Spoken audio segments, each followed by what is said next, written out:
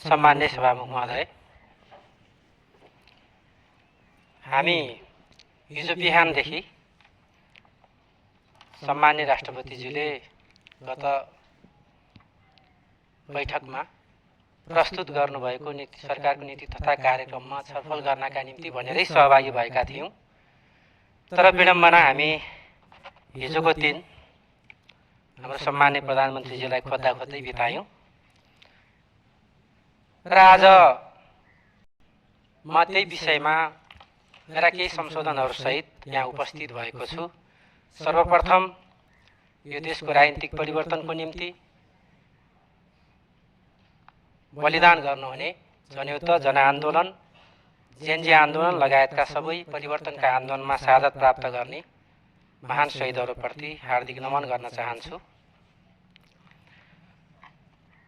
सरकारले अगाडि सारेका नीति तथा कार्यक्रममा संविधान संशोधनको लागि बहस पत्र, नयाँ चरणको आर्थिक नीति, सुशासन र विद्युतीय सुशासनमा जोड जस्ता थुप्रै विषयवस्तुहरू समेटिएको नीति तथा कार्यक्रमको लक्ष्य, यात्रा र गन्तव्य बीचमा चाहिँ थुप्रै विरोधाभासहरू देखिन्छन्। जनअपेक्षाको विशाल भारी बिसाउन के यो नीति कार्यक्रम पर्याप्त होला? प्रश्नहरू थुप्रै छन् र हामीले विगत केही दिन यता सभाको बैठक आह्वान गरिसकेपछि फेरि बैठक स्थगित गरेर सरकारले अध्यादेशको बाटो मात्र लिएन, संसदको यति धेरै ठुलो भावनालाई समेत लत्याउने काम भइरहेको छ र यसबाट हामी दुखी छौं। र यो कुरा कतिपय सन्दर्भमा नीति तथा कार्यक्रममा पनि हामीले पाउँछौं। सरकारको नेतृत्वले संविधानवादलाई आफ्नो राजनीतिक दर्शन मान्दै आएको छ। संविधानले संघीय लोकतान्त्रिक गणतन्त्रलाई सामाजिक न्यायमा आधारित समाजवाद उन्मुख राज्य भनेको छ। तर सरकारको नीति कार्यक्रमले सामाजिक न्याय र लोक कल्याणकारी राज्यको प्रश्नमा संविधानलाई कतै बाइपास गर्न खोजेको हो कि भन्ने आभास हुन्छ। विश्व राजनीतिक द्वन्द्व र क्षेत्रीय तनावको असर हरेक नेपालीको भान्सासम्म पुगेको छ। निम्न वर्ग र मध्यम वर्गलाई त्यसबाट कसरी निकाल्ने सरकारको कार्यक्रम देखिएको छैन। नीति तथा कार्यक्रमको भाषा हेर्दा यसले सेवा प्रधान अर्थतन्त्रलाई नै जोड दिएको छ। हाम्रो अर्थतन्त्र हाल पनि सेवा प्रधान नै छ। मुलुकलाई उत्पादन हुँदै आत्मनिर्भरतातिर लैजाने ठोस कार्यक्रमको अभाव हामीले यसमा देख्छौँ। नीति कार्यक्रमको केन्द्रमा उपल्लो वर्ग भेटिन्छ, तर गरिब, विपन्न, दलित, सीमान्तकृत, कर्णाली र मधेस केन्द्रित सकारात्मक विभेदको स्पष्ट कार्यक्रम राडारमा कतै देखिँदैन। सरकारले नयाँ चरणको आर्थिक नीति त अगाडि सारेको छ, तर त्यसको पिल्लर र ड्राइभर के हो त्यो कुरा स्पष्ट देखिँदैन। नीति तथा कार्यक्रममा आवधिक विकास योजना, दिगो विकास लक्ष्य, एलडीसी, ग्रेजुएसन जस्ता विषयहरू मूर्त कार्यक्रमको रूपमा देखिएको छैन। जलवायु परिवर्तनको नकारात्मक प्रभाव न्यूनीकरण गर्न र जलवायु न्याय स्थापना गर्नेतर्फ सरकारले ठोस पहलबारे नीति तथा कार्यक्रम अस्पष्ट छ।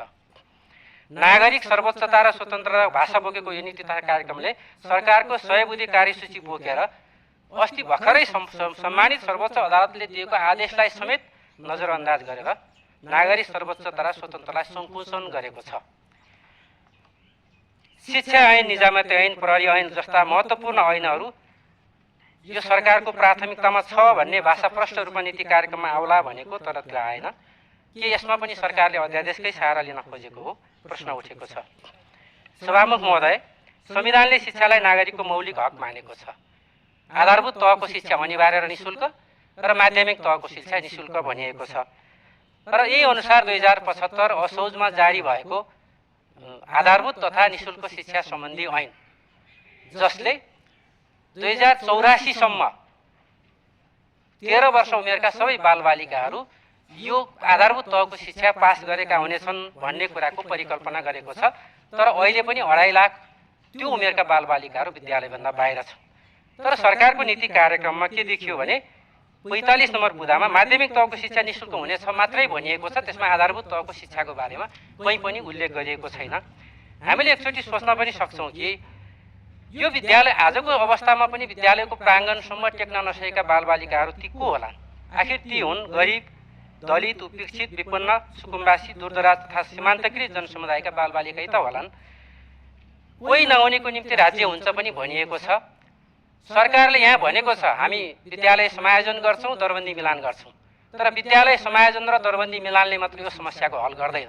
कम्तीमा आवासीय विद्यालयको सुविधासहित यी बालबालिकाहरूलाई राज्यको संरक्षकत्वमा उनीहरूलाई शिक्षा प्रदान गरिनेछ भन्ने कुरा नीति कार्यक्रममा बोलिएन भने हामीले आधारभूत तहको शिक्षा अनिवार्य र निःशुल्क बनाउँछौँ भन्ने कुराको हाम्रो प्रतिबद्धता, हाम्रा संवैधानिक व्यवस्था, हाम्रा कानुनी व्यवस्थाहरू कार्यान्वयन हुन मुस्किल छ। यसतर्फ सरकारको म ध्यान आकर्षण गराउन चाहन्छु। र अन्तिममा हामीले लामो समयदेखि लुम्बिनी पुगेका पर्यटकलाई राराको मनमोहक दृश्यावलोकन गराउन लुम्बिनी रारा लोकमार्गको परिकल्पना गरेका थियौँ।